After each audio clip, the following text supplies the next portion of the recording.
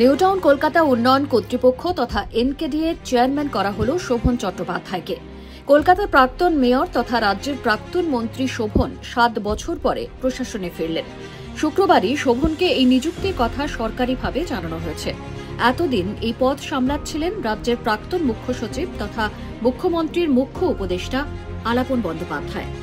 নাগরিক প্রশাসনে শোভনের ভূমিকা বরাবরই গুরুত্বপূর্ণ ছিল সক্রিয় রাজনীতিতে থাকাকালীন। কলকাতার মেয়র হিসেবে শোভনের কাজ বিরোধী শিবিরেও বেশ প্রশংসিত ছিল। নতুন দায়িত্ব পেয়ে তিনি জানান, মমতা বন্দ্যোপাধ্যায়ের এই আস্থা ও বিশ্বাসের মর্যাদা রক্ষা করা তার প্রথম কর্তব্য। নিউ টাউন খুব দ্রুত বেড়ে উঠছে, তার সঙ্গে তাল মিলিয়ে উন্নয়নের পরিকাঠামো সব জায়গায় ঠিকমতো পৌঁছে দেওয়াটাই তার লক্ষ্য। কলকাতার একটা পুরনো শহর আর নিউ টাউন নতুন শহর, রোজ গড়ে উঠছে, তাই যত তাড়াতাড়ি সম্ভব সবটা বুঝে নিতে হবে।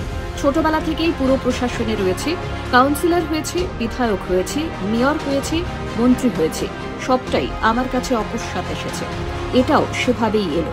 কিন্তু যখন মমতা বন্দ্যোপাধ্যায় দায়িত্ব দিয়েছেন, তখন নিউ টাউনের উন্নয়নকে সঠিক পথে এগিয়ে নিয়ে যাওয়ার জন্য আমি আপ্রাণ চেষ্টা চালাবো। স্বভাবতই নতুন এই পদ পেয়ে খুশি কলকাতার প্রাক্তন মেয়র।